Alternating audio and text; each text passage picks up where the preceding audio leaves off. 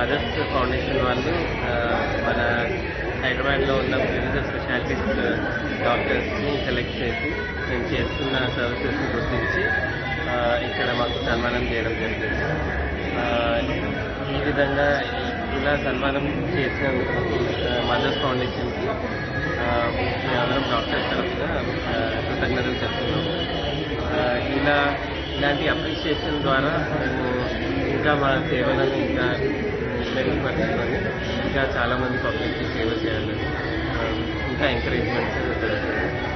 Mothers foundation నేను Amor హాస్పిటల్లో plastic surgery డిపార్ట్మెంట్లో వర్క్ చేస్తున్నాను. అక్కడ 2 years నుంచి వర్క్ చేస్తున్నాను. నా టోటల్ ఎక్స్పీరియన్స్ 15 years. నేను అమోర్ హాస్పిటల్ కూకట్పల్లిలో plastic and reconstructive surgery department run చేస్తుంటాను. అక్కడ మాకు బర్న్స్ ఫెసిలిటీ కూడా ఉంది.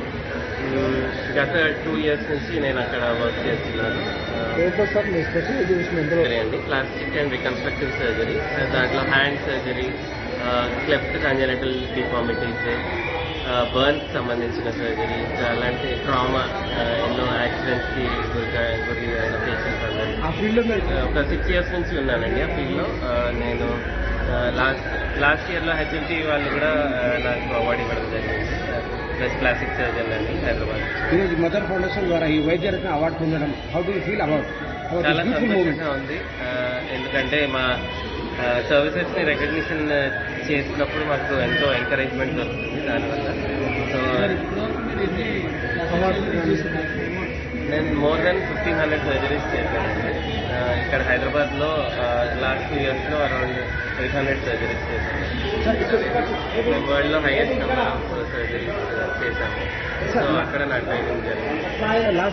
ఫౌండేషన్ వాళ్ళు గత 5 సంవత్సరాల నుంచి ఇలా every year national doctors day సందర్భంగా డాక్టర్స్ని గుర్తించి వాళ్ళకి సన్మానం చేయడం జరుగుతూ వచ్చింది.